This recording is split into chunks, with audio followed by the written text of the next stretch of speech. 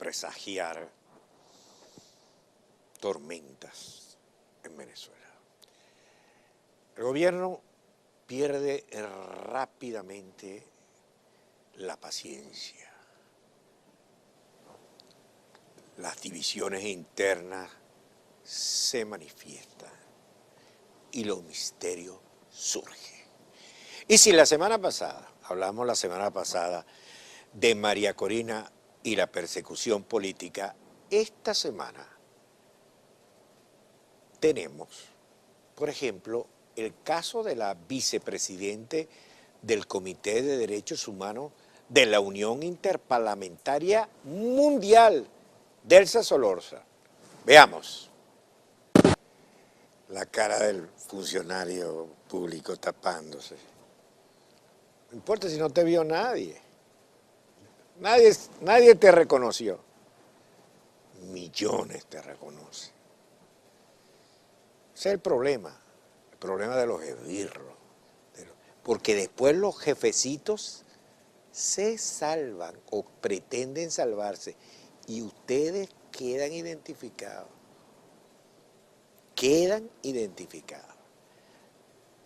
Pero es que se ha perdido todo tipo de proporciones. Maduro, con el arco minero, fíjese cómo se expresa de Andrés Velázquez y Américo de Gracia. La producción de oro son la fuente de financiamiento de las mafias políticas en el sur de Venezuela, particularmente el partido político de un traidor llamado Andrés Velázquez y un traidor llamado Américo Desgracia. El partido político de estos conspiradores traidores es financiado por las mafias más putrefactas, más criminales y más contaminantes del oro. Esa es la verdad. Sobre eso hay suficiente testimonio, sobre eso hay suficientes pruebas. Suficientes, son los planes del oro. Los planes del oro que con el Plan Nacional del Arco Minero del Orinoco y el Plan de Seguridad deben ir extinguiéndose, desapareciendo. Desapareciendo, el que va a desaparecer eres tú. Mafioso eres tú. El traidor a la patria eres tú, Maduro, tú, Nicolás Maduro. Tu mujer y la familia de tu mujer, como lo va a demostrar Maybor Petit aquí dentro de poco. Ustedes han saqueado este país. Y mira, Maduro, ya no metes ni miedo. Fíjense cómo le contestó Andrés Velázquez. Porque no es solamente una acusación de que nosotros somos los mafiosos del aluminio, tanto Américo de Gracia como mi persona, sino que hay una velada amenaza de muerte. Habla de extinguirnos, de desaparecernos. Andrés Velázquez, el mismo día de la amenaza, lo dijo a Pérez Hansen en Aló, buenas noches. Maduro, aunque es difícil ser político en Venezuela, la gente cada día te tiene menos miedo. Y menos miedo, ¿por qué? Porque todo gritón como tú, en el fondo, es cobarde. ¿Te acuerdas de los drones? ¿Te acuerdas la carita que pusiste con los drones? ¿Te acuerdas cómo la gente salió corriendo? A nadie se nos olvida eso. El único gesto tuyo de coraje, de valentía, fue haber cargado el televisor que te ordenó Chávez y andabas con el televisor detrás de Chávez para ver dónde lo ponía. Pero es también un momento que hay que reconocer algunos miembros de la dirección política. Hoy hay que reconocer, por ejemplo,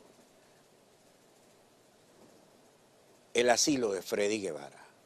El secretario general de la OEA, Luis Almagro, nos señaló lo siguiente. Hace un año que el régimen de Nicolás Maduro ordenó la detención del vicepresidente de la Asamblea Nacional de Venezuela, Freddy Guevara, acusándolo de desobediencia civil y otros cargos infames por llamar al pueblo a protestar contra los atropellos de la dictadura.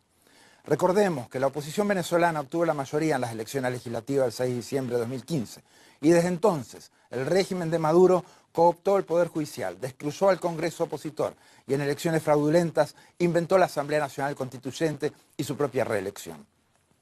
El pedido de captura contra Freddy fue otro atropello contra las instituciones democráticas y una muestra más de su persecución contra la oposición que era mayoría en el Poder Legislativo. El plan del régimen es, desde hace años, acabar con cualquiera que no se arrodilla ante su siniestro propósito de saquear Venezuela al costo del hambre y sufrimiento de su pueblo. La acusación espuria contra el diputado Guevara lo obligó a pedir asilo en la Embajada de Chile, en Caracas, donde aún sigue hoy. Es dramático para Venezuela que Freddy sea un afortunado, porque la dictadura venezolana ha demostrado que no duda en encarcelar, torturar o incluso asesinar a cualquiera que discrepe con su política.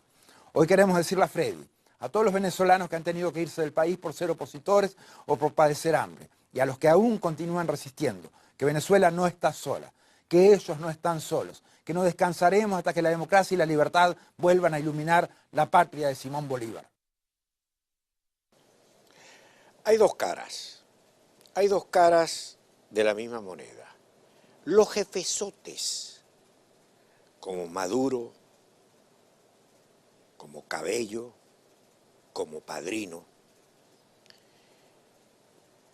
y los tenebrosos intríngulis del servicio de inteligencia de la dictadura que tortura, encarcela y desaparece. Veamos la nueva faceta del SEBIN. El nuevo director del SEBIN fue presidente con rango de director general del Centro Estratégico de Seguridad y Protección de la Patria, un organismo encargado de la unificación de la información sobre seguridad, defensa, inteligencia, orden interno y relación exterior y la posibilidad de calificar como reservada cualquier información. Esto, según detalla Venezuela. En 2017 fue subdirector de la Dirección de Inteligencia Militar y ex edecán de Hugo Chávez por 12 años. Un grupo identificado con la resistencia opositora de Venezuela asegura que en junio de este año el militar era el torturador del general Vivas mientras estaba en la cárcel. Estuvo trabajando en el Consejo Nacional Electoral como enlace del Ejército e hizo una especialización en trabajo informativo analítico en Bielorrusia. También Pedro Mario Burelli, exdirector de Petróleos de Venezuela, expuso por medio de su cuenta en la red social Twitter: este comunista y violador de derechos humanos es el nuevo director del SEBIN. Aparte de espiar conversaciones y torturar a militares presos, se dice que este general tiene montañas de información sobre corrupción en la familia Flores y Maduro. No la usa para nada bueno. De tal manera que este nombramiento valdría la pena cuestionar a quién favorecería o a quién premiaría si es que juzgamos por cada una de las reacciones aquí expuestas. Y mientras vemos esta cara, vamos a ver otra cara, una cara que pretende sonar a villancico. Todas las dependencias, cuarteles de la Fuerza Armada Nacional Bolivariana, que a partir de hoy se abracen construyendo y levantando sus pesebres, como decía nuestro obispo castrense, nuestro monseñor. A hacer nuestros pesebres, a encender las luces, a escuchar los villancicos, a bailar las gaitas y a darnos un abrazo. Así que con esta cruz que vamos a encender hoy, le decimos sí a Cristo Jesús, pero también le decimos no al anticristo, a la maldad, al egoísmo, al egocentrismo, a la arrogancia.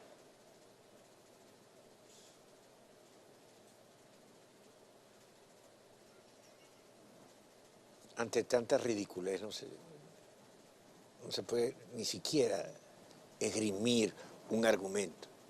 totalmente ridículo esto. O sea, este tipo con villancico, encendiendo. ¿Qué vas a encender, chico? Si no hay electricidad, no hay gasolina, ¿qué vas a encender? Totalmente ridículo esto. Y en ese país que ocurren estas cosas, no podemos cerrar este editorial sin recordar a Teodoro Pekov. Periodista, político, soñador, guerrillero, candidato presidencial, economista, intelectual, gobernante, editor, disidente, escritor, visionario, símbolo democrático y sobre todo el principal protagonista de la novela que fue su vida, Teodoro Pekov protagonizó 6 décadas de la historia venezolana. Desde joven militó a favor de las causas sociales y participó desde el Partido Comunista en el movimiento estudiantil que derrocó a la dictadura de Marcos Pérez Jiménez a finales de los años 50. Se había graduado con honores como economista en la Universidad Central de Venezuela y tras la caída del dictador y ante el pacto de punto fijo que establecieron la alternancia del poder entre los dos partidos principales, adecos y copellanos, se hizo guerrillero en los 60. Algunos de los hechos de su épica en la lucha armada los recreó el maestro Cabo en un perfil que hizo de Teodoro. Las cinematográficas fugas que protagonizó, primero de un hospital militar y otra luego de cavar un túnel mientras estaba preso en el cuartel de San Carlos. Sus editoriales, siempre claros y directos, resumían la actualidad venezolana. Y es que el fundador del periódico Tal Cual, referente para el periodismo en Venezuela, demostró su rebeldía colocando durante 20 años en la mira a la revolución. Murió a los 86 años y se fue con la tristeza de no poder ver a su país libre de la dictadura en la que lo tiene inmerso Nicolás Maduro.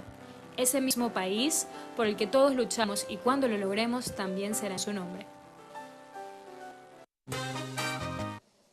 Como sabemos, Venezuela tiene un grupito de personas que se han beneficiado con toda esta cantidad de ingresos de dinero proveniente del petróleo que nunca habíamos tenido en nuestra historia. Ese dinero que ha llegado a pocas manos es fundamentalmente consecuencia de la corrupción, de haberse aprovechado de las posiciones que están en el gobierno. Y por supuesto, trayendo el hambre para la gran mayoría del pueblo venezolano. Los gobiernos toman medidas contra estos personajes que han actuado en forma ilícita, que se han enriquecido, que se han envilecido con el dinero que debía haber sido para todos los venezolanos y que lo pudieron hacer por la posición que estaban dentro del gobierno o con los amigotes que tenían en el gobierno. Maybor Petit, buenas noches.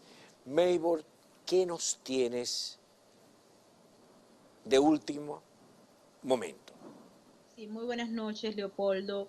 Hay 2 grandes informaciones que se van a dar a conocer en las próximas semanas. Una de ellas está relacionada con el caso de Roberto Rincón y Abraham Chiera, quienes fueron acusados por el gobierno de los Estados Unidos de haber violado la ley de prácticas corruptas y de haber pagado más de $1.000 millones en sobornos a empleados de PDVSA para que les aprobaran contratos. Este caso lleva más de 17 personas acusadas y procesadas.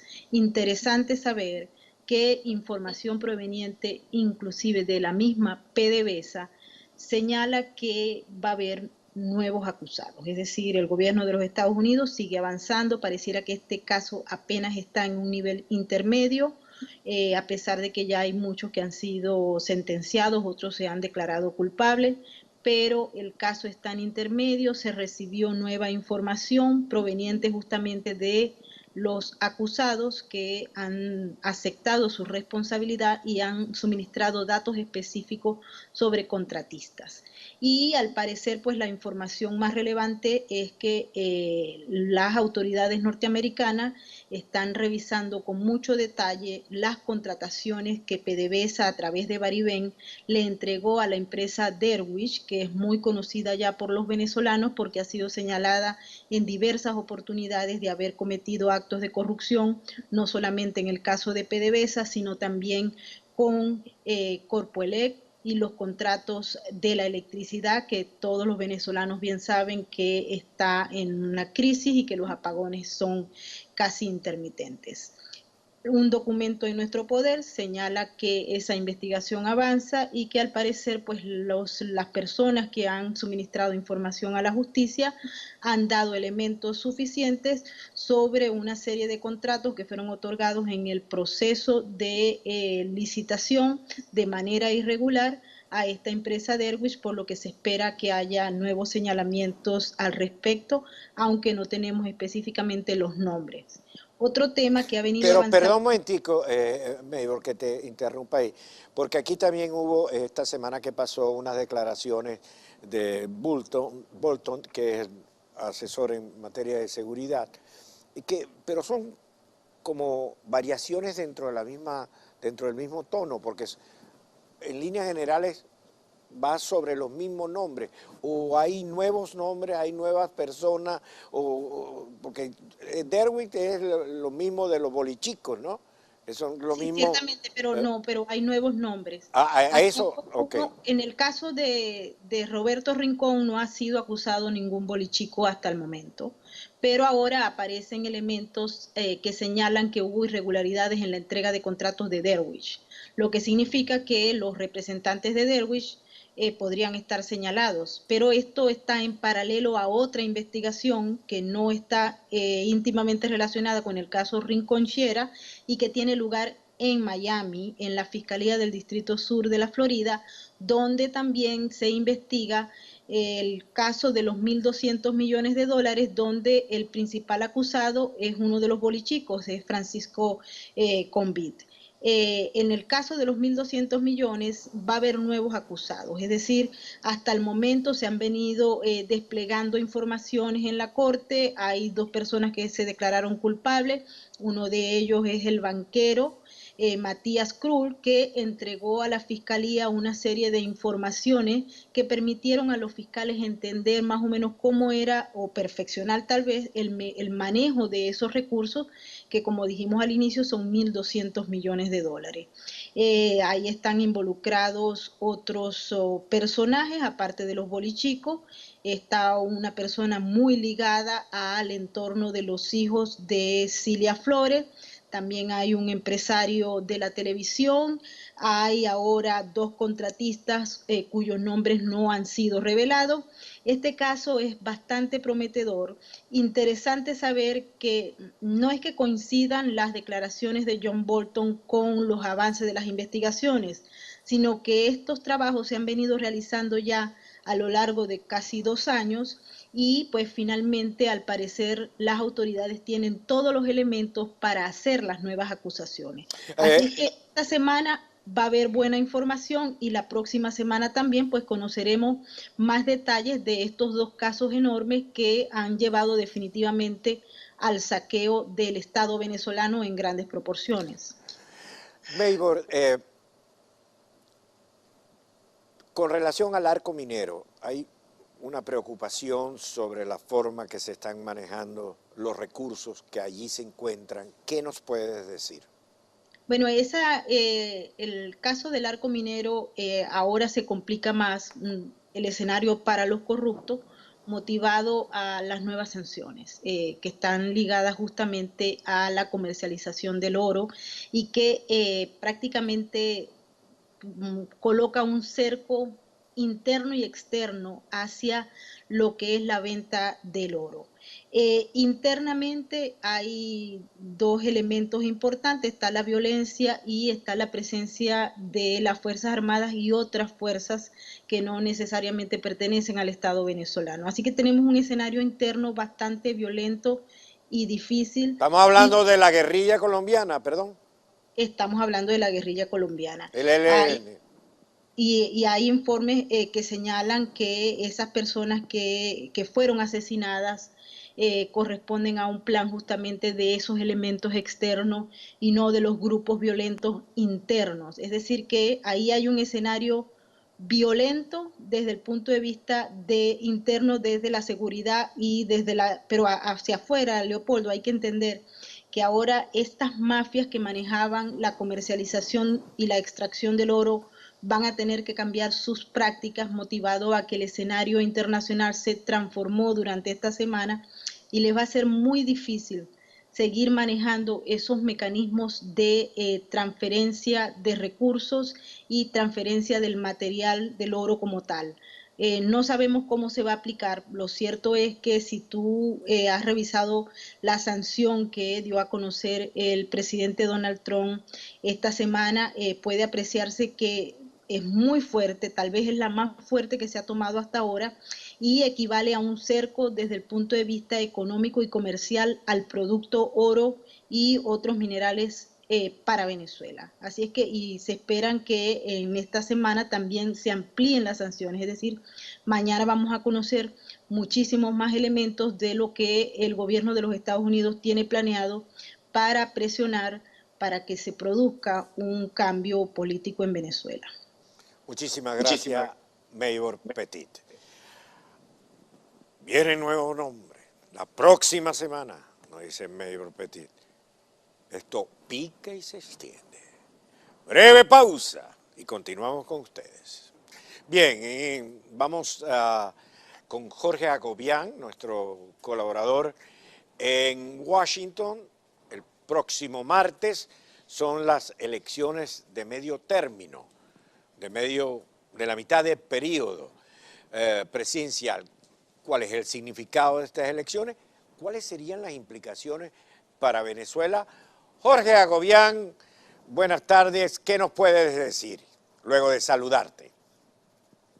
Buenas tardes, saludos para usted, ciudadano. Y sí, estas elecciones del 6 de noviembre son las elecciones de medio término, es decir, de medio mandato de quien ostenta la presidencia de Estados Unidos, en este caso el presidente Donald Trump. Varias cosas e implicaciones que podrían tener estas elecciones.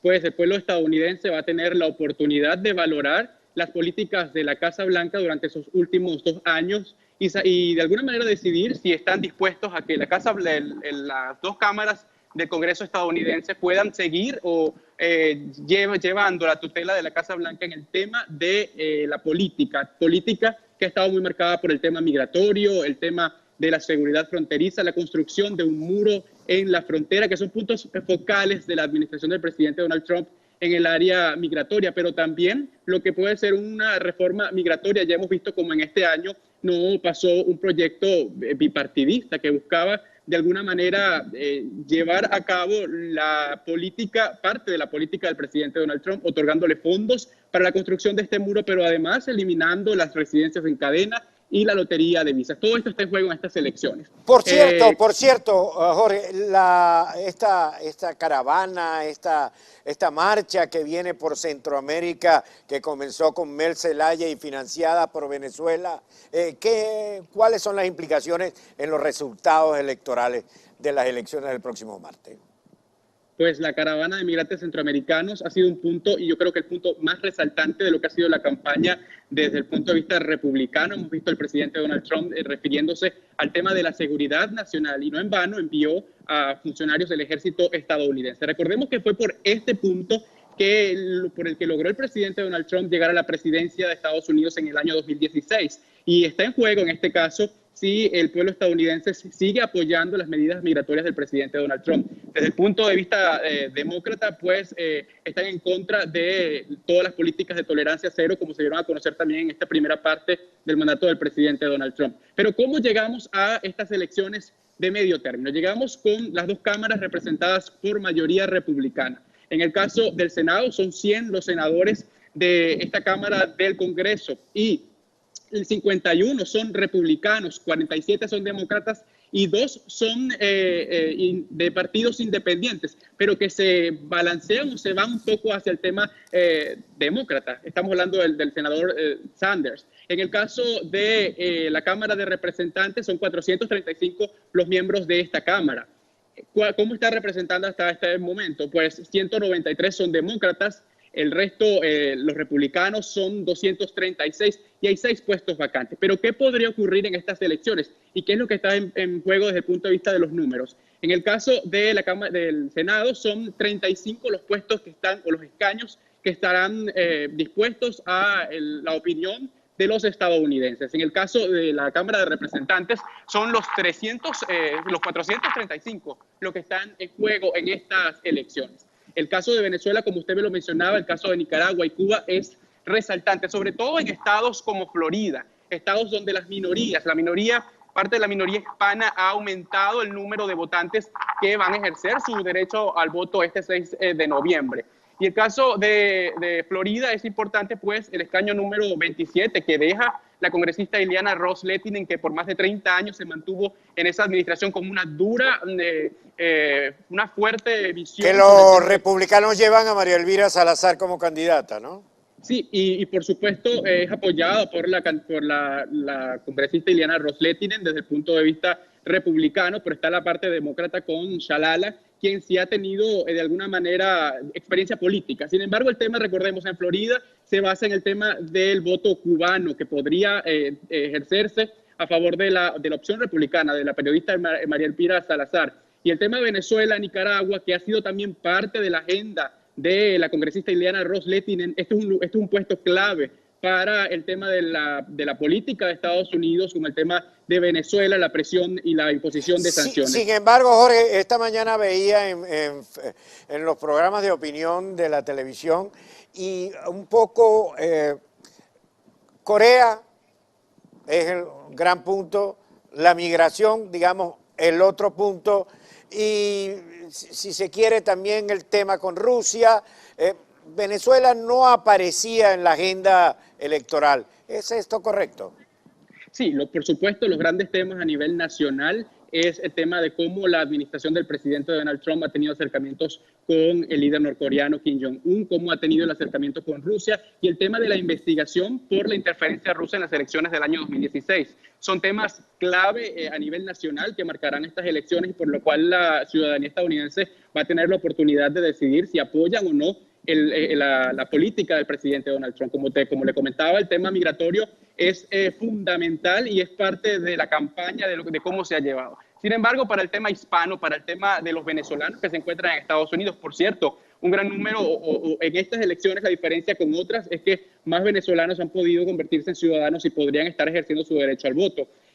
Con el tema de la región, con el tema de Nicaragua, Venezuela, la idea es, la presión que existe de estas comunidades en Estados Unidos es que desde el Congreso se siga elevando en la voz. A la par que esto ocurre desde la Casa Blanca. Vemos cómo hace esta semana estuvo el asesor de seguridad John Bolton en la ciudad de Miami, en la Torre de la Libertad, justamente en un momento en el que existe esta campaña o esta puja política y quizás ganarse los votos de la comunidad cubana, de la comunidad nicaragüense y por supuesto de la comunidad venezolana podría estar entre esas prioridades. Sin embargo, como comentaba, las prioridades nacionales son otras. Hay que recordar también a la audiencia ciudadana y es que la Cámara de Representantes y el Senado en este momento está de mayoría republicana y ha estado así en el caso de la Cámara de Representantes desde el año 2011 y en el caso del Senado desde el año 2015. Pero Barack Obama en su primer mandato, en su primer periodo, tenía la mayoría tanto en la Cámara como en el Senado. Eso lo perdió en el año 2011, es decir, a la mitad del mandato. Y es allí los estadounidenses y los analistas coinciden en que estas elecciones de medio término son una especie de referéndum para el presidente que se encuentra al mando y por supuesto da mucho que decir de lo que va a ser la contienda electoral presidencial del año 2020, sabiendo si el presidente Donald Trump continuará con el apoyo de estas dos cámaras y podría pasar sus legislaciones o su política en ambas cámaras y si podría ser presidenciable para el año 2020. Muchísimas gracias, Jorge Agobián. Muchísimas gracias. Fue Jorge Agobián desde Washington. Breve pausa y seguimos con ustedes.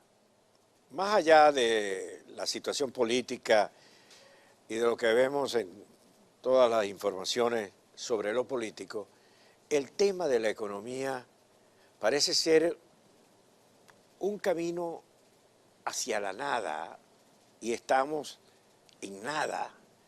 Y no se ve ningún horizonte al respecto. Y cuando se hacen las radiografías sobre la situación económica, resultan como unos pequeños parches que no terminan de delinear económicamente a el país. Y hoy vamos a conversar con José Manuel Puente, economista. Y me gustaría, luego de saludarte, José Manuel, ¿dónde estamos parados con nuestra economía? ¿Es consecuencia de, hay posibilidades de cambiar? ¿Cómo estamos? ¿Cuál sería, si tú fueras un médico, descríbeme la radiografía económica de nuestro país? Sí, Leopoldo, muy buenas tardes. Un gusto acompañarte nuevamente en el programa. Venezuela está lamentablemente en la esquina más oscura de su historia económica contemporánea. Venezuela en este momento se está adentrando en lo que es su quinto año consecutivo de recesión. Las proyecciones para el 2018 que hace, por ejemplo, Fondo Monetario Internacional indican que solo la contracción del año 2018 podría estar sobre el 18.5%. Y con eso Venezuela, entre el año 2014, el primer año de recesión, y el año 2018 acumularía un 47-48% de contracción acumulada.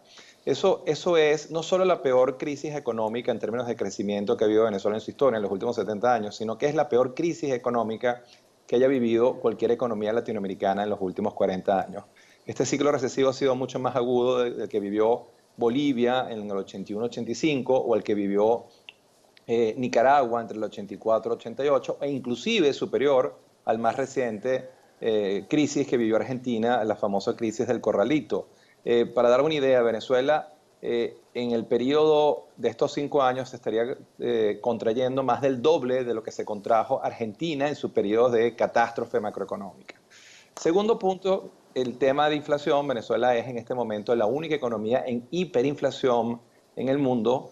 No solamente vive un ciclo recesivo muy agudo, sino que vive un proceso de hiperinflación y con el agravante de que mes a mes las inflaciones intermensuales son cada vez mayores. No solamente que el programa de estabilización, el paquete rojo anunciado no funcionó, sino que agudizó los desequilibrios macroeconómicos que vive Venezuela, porque la inflación intermensual es cada día mayor, el ciclo recesivo más profundo y el nivel de desabastecimiento más profundo. Y con esto cierro el círculo: contracción, hiperinflación y sistemático desabastecimiento, que es la tercera pata de la mesa, que te muestra un panorama de grandes desequilibrios macroeconómicos que está teniendo impactos devastadores sobre la población, especialmente la más humilde. Mucha gente en los análisis, en los comentarios sin profundidad sobre escasez, etcétera, te dice, es que estamos llegando a lo que está Cuba, pero no se puede comparar a Cuba con Venezuela, porque en Cuba, desde que entró Castro, no hay mercado. Entonces es una situación completamente diferente. La situación de Cuba nunca ha sido como la venezolana. La venezolana es lo peor que ha habido en América Latina. Corrígeme si estoy equivocado. En ciclos recesivos, sin lugar a dudas, y Cuba nunca ha vivido hiperinflaciones. Pero además está el punto muy claro. Cuba, bajo cualquier régimen político económico en que se pueda gerenciar esa economía, es una economía con recursos escasos. Venezuela es la economía de mayor potencial de América Latina, es una economía que tiene las reservas petroleras comprobadas, certificadas más altas del mundo. No hay ninguna razón lógica para que Venezuela tenga el desempeño que tiene y tenga en este momento de lejos el peor desempeño macroeconómico del continente. Es decir, Venezuela no es comparable con casi ningún país de América Latina y mucho menos con Cuba y con Haití. Y sin embargo tenemos el peor desempeño macroeconómico del continente y hoy el salario mínimo de un venezolano es inferior al salario mínimo de un cubano y al salario mínimo de un haitiano. Al tipo de cambio paralelo del día viernes, el nuevo salario que fue ajustado de manera exponencial son $7 mensuales. El Banco Mundial habla de que una población que vive con menos de $1 al día es una población que vive en pobreza y una parte importante de los venezolanos viven con $7 o menos al mes. Obviamente viven un alto porcentaje de la población bajo la línea de pobreza. ¿Cómo puede vivir o seguir continuando una nación, un país, con $7 al día? Explícamelo. Sí, Leopoldo, básicamente los venezolanos ya no viven, los venezolanos sobreviven, porque como decía al principio, la revolución ha llevado la economía venezolana a la esquina más oscura de su historia contemporánea. Un venezolano nunca en la historia, en los últimos 70 años que hay data oficial, nunca tuvo un salario mínimo de $7 mensuales. Entonces lo que hace es sobrevivir y se ha dado un efecto sustitución, donde si antes comprabas carne, ahora solamente compras frijoles o verduras.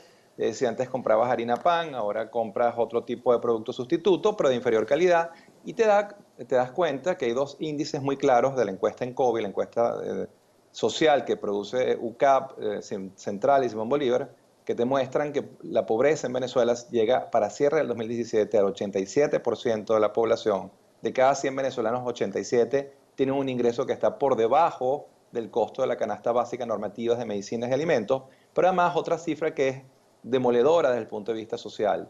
Esa encuesta consigue que el 64.3% de los venezolanos han perdido en promedio 11.4 kilos de peso, consecuencia de la caída del ingreso, caída de la compra de alimentos y caída en la ingesta calórica de todos los venezolanos. Esto es una crisis económica, la más profunda de la historia de Venezuela, pero ya se ha transformado en una crisis social, una crisis humanitaria y donde tiene impactos demoledores en lo social y lo puedes ver reflejado en múltiples indicadores socioeconómicos.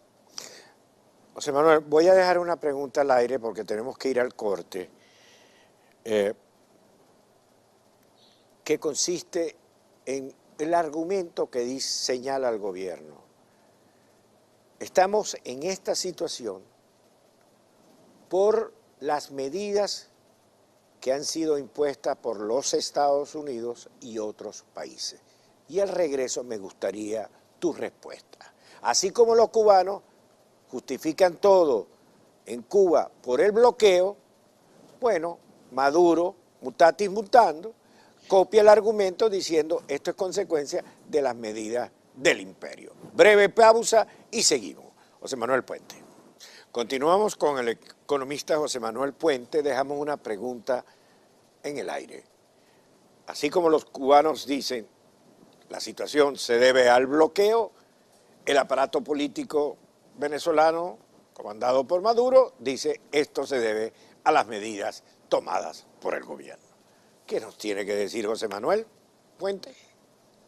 Leopoldo, no hay evidencia empírica que pueda sostener un argumento de esas características. 3 o 4 argumentos en esta dirección. El primero, si uno hace una revisión del crecimiento agregado de Venezuela en el contexto de Sudamérica, Venezuela ha sido la economía que menos ha crecido en los últimos 19 años. Es decir, mucho antes de las medidas tomadas por la Unión Europea o por los Estados Unidos, ya la economía venezolana mostraba un muy mal comportamiento en términos de crecimiento e inflación. Es la economía que menos ha crecido en los últimos 19 años. Solo para dar una idea, Perú ha crecido 143 veces más desde 1999 que Venezuela, 143 veces más. Y después uno se da cuenta que esto es consecuencia, esto es una crisis autoinducida, consecuencia de la incompetencia, de la impericia, del dogmatismo ideológico y tal vez de la mala intención, pero que todos han llevado a tomar decisiones de política económica equivocadas que han llevado a la economía a grandes desequilibrios. 2 o 3 de esas medidas muy claras, un control de cambio que tiene 15 años ya, un control de cambio con tipos de cambio múltiples y donde hoy el tipo de cambio paralelo es 5 veces el tipo de cambio oficial. Cuando tienes controles de cambio, lo sabemos por la historia venezolana de los últimos 40 años, con tipos de cambio múltiples se hace una asignación muy ineficiente de los dólares a la economía y el aparato productivo está seco, no tiene dólares para comprar insumos o bienes finales para producir y está trancado. Entonces tú te das cuenta que esto es consecuencia. Venezuela no es una economía quebrada, Venezuela es una economía muy, pero muy mal manejada macroeconómicamente y está expresando en sus desequilibrios el mal manejo. O el otro muy claro, el caso de la producción petrolera. Venezuela es una economía petrolera, la economía con las reservas petroleras más grandes del mundo, pero está produciendo hoy 1.1 millones de barriles por día. Eso es 1/3 de lo que Venezuela producía en 1999 cuando se inicia la revolución. Es decir, después de 19 años de corrupción, desinversión, ineficacia en el manejo de la industria, has llevado el nivel de producción, el principal producto de exportación venezolano, a 1/3 de lo que era en 1999. Es decir, hay toneladas de argumentos que te muestran que esto es una crisis consecuencia de la incompetencia, del mal manejo, de la ineptitud y del dogmatismo ideológico de la revolución. Y con esto cierro. Venezuela está viviendo la peor crisis económica de su historia después de haber recibido el choque petrolero más grande de su historia. Entre 1999 y el año 2017, Venezuela recibió 947.000 millones de dólares. Ese es el choque petrolero más grande en duración y magnitud de la historia económica venezolana. Y paradójicamente, estás viviendo la peor crisis. Un gobierno medianamente competente pudo haber transformado a Venezuela en estos últimos 20 años con esos ingresos en la segunda Dubái de América Latina. Y sin embargo la convirtió en la segunda Haití de América Latina. Ahora, ese diagnóstico que es terrible, es dolorosísimo, también tú tienes una clase económica minúscula y perseguida en todas partes, pero que está súper rica. Nunca habíamos visto tantos ricos en Venezuela. Nunca habíamos visto tal cantidad de aviones privados en Venezuela. Nunca habíamos visto cómo se desplazan, aunque sean unos pocos, por todas partes, cómo hacen esas fiestas elegantísimas, cómo contratan artistas, cómo... Es decir, explícame ese contraste. Es que se cogieron todo unos poquitos y estamos condenados, el resto de los venezolanos, a vivir o fuera del país o en el país, cada día más tristes, cada día más pequeños, para que estos poquitos, alcahueteados por unos militares, sigan gobernando el país? Sí, Leopoldo, sin lugar a dudas el país en estos últimos 20 años se ha empobrecido como nunca antes se había empobrecido. Entonces no solamente se empobreció, sino que se hizo menos justo en la distribución de la riqueza y la brecha entre ricos y pobres es mucho más amplia. Al final la revolución hizo exactamente lo contrario a lo que prometió hacer. Hizo a la sociedad mucho más pobre de lo que era en el año 99, pero también mucho menos justa en la distribución de la riqueza. Pero yo sí quiero dejar muy claro que este tipo de desastres macroeconómicos, que lo han vivido muchas economías latinoamericanas, lo vivió Perú durante Alan García, lo vivió Bolivia durante el proceso de hiperinflación, lo vivió Brasil durante el proceso de hiperinflación cuando toma las riendas del Ministerio de Finanzas, Fernando Henrique Cardoso, son reversibles. Y una de las cosas buenas de llegar de último a las crisis es que puedes aprender de tus vecinos, ver qué hizo Perú, Bolivia, Brasil, para revertir el ciclo de hiperinflación y recuperar crecimiento, control de la inflación y abastecimiento. Si cambia la situación política, ¿cambia la situación económica? Lo que puedo decir es que sin un cambio político no hay cambio económico. Y si se da un cambio político y tenemos el liderazgo correcto que opta por las opciones de política económica, el país que tiene las principales reservas petroleras del mundo no puede estar destinado al fracaso, Leopoldo.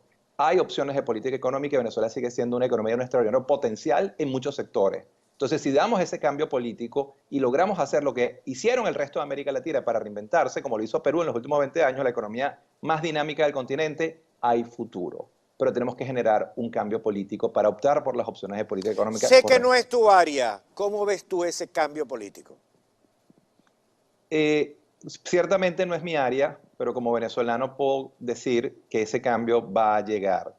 Pero hay que seguir construyendo con mucha paciencia. Decía Felipe González siempre que el cementerio de los políticos está lleno, repleto de políticos impacientes. Hay que seguir construyendo con mucha paciencia ese cambio político y sobre los escombros que están quedando, porque ciertamente están quedando escombros en Venezuela después de esta crisis tan aguda, hay la posibilidad de instrumentar un programa de estabilización que recupere crecimiento, abastecimiento y control de la inflación, porque Venezuela sigue siendo hoy una de las economías de mayor potencial de América Latina. Y no hay que perder de vista eso, y eso sigue siendo una gran oportunidad para todos los venezolanos. Solo contar con el 25% del petróleo, del oro negro del mundo, puede ser un motor central para empujar 4 o 5 motores alternativos de crecimiento.